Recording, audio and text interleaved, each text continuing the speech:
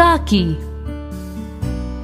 उस दिन बड़े सवेरे श्यामू की नींद खुली तो उसने देखा घर भर में कोहराम मचा हुआ है। उसकी माँ सिर से पैर तक ही कपड़ा ओढ़े हुए कंबल पर भूमि शयन कर रही है और घर के सब लोग उन्हें घेर कर बड़े करुण स्वर में विलाप कर रहे हैं। लोग जब उसकी माँ को शमशान ले जाने के लिए उठाने लगे तब श्यामू ने बड़ा उपद्रव मचाया। लोगों के हाथ से छूटकर वह माँ के ऊपर जा गिरा और बोला, काकी सो रही है, इन्हें इस तरह उठाकर कहाँ लिए जा रहे हो? मैं इन्हें न ले जाने दूंगा। लोगों ने बड़ी कठिनाई से उसे हटाया। काकी के अंतिम संस्कार में भी वह न जा सका। एक दासी बड़ी मुश्किल से उसे घर पर ही संभाले रही। यद्यपि बुद्धिमान गुरुजन उसे विश्वास दिलाते रहे कि उसकी काकी उसके मामा के यहाँ गई हैं, परंतु ये बात उससे छिपी न रह सकी कि काकी और कहीं नहीं बल्कि ऊपर राम के यहाँ गई हैं। काकी के लिए कई दिन तक लगातार रोते रोते उसका रुदन तो धीरे धीरे शांत हो गया, परंतु शोक शांत न हो सका। वह प्रायः अकेला बैठा बैठा शून्य मन से आकाश की ओर ताका करता।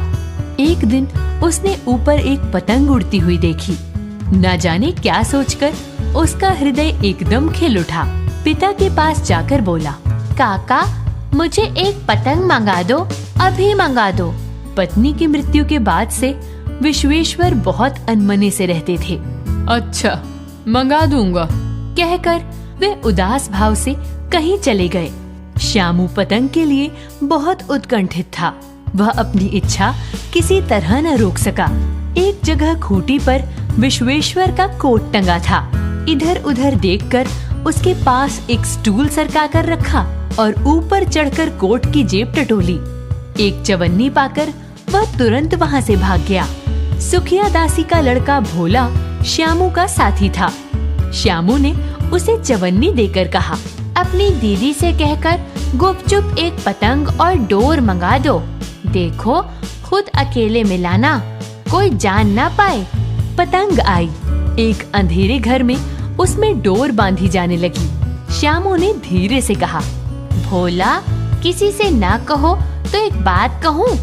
भोला ने सिर हिलाकर कहा, नहीं मैं किसी से न कहूँगा। श्यामू ने रहस्य खोला, मैं इस पतंग को ऊपर राम के यहाँ भेजूंगा। इसको पकड़कर काकी नीचे उतरेगी।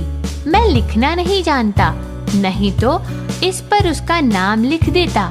भोला श्यामू से अधिक समझदार था। उसने कहा, बात तो बड़ी अच्छी सोची, परंतु एक कठिनाई है। ये डोर पतली है, इसे पकड़कर काकी उतर नहीं सकती क्योंकि इसके टूट जाने का डर है। पतंग में मोटी रस्सी हो तो ठीक हो जाए। श्यामू गंभीर हो गया।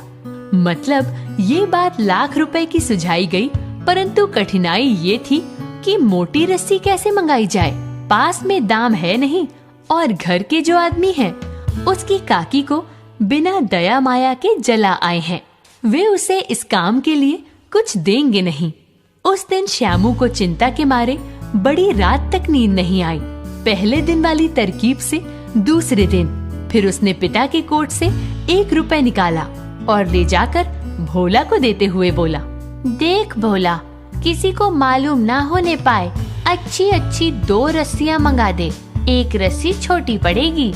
जवाहिर भैया से मैं एक कागज पर काकी लिखवा लूंगा।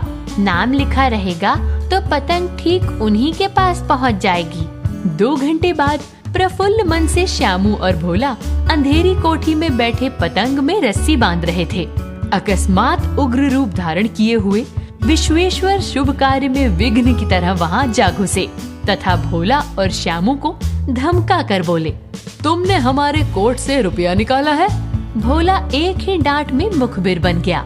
बोला, श्यामू भैया ने रस्सी और पतंग मंगाने के लिए पैसे निकाले थे। विश्वेश्वर ने श्यामू को 2 तमाचे जड़कर कहा, चोरी सीख कर जेल जाएगा। अच्छा तुझे आज अच्छी तरह समझाता हूँ। कहकर फिर कई तमाचे जड़े और कान मलने के बाद पतंग फाड़ डाली। अब रस्सियों की ओर देखकर पूछा, ये किसने मंगाई? भोला ने कहा, इन्होंने मंगाई थी। कहते थे इससे पतंग टांग कर काकी को राम के यहाँ से नीचे उतारेंगे। विश्वेश्वर हक्का बक्का होकर वहीं खड़े रह गए। उन्होंने पतंग लेकर देखी। उस पर चिपके हुए कागज पर लिखा था, काकी।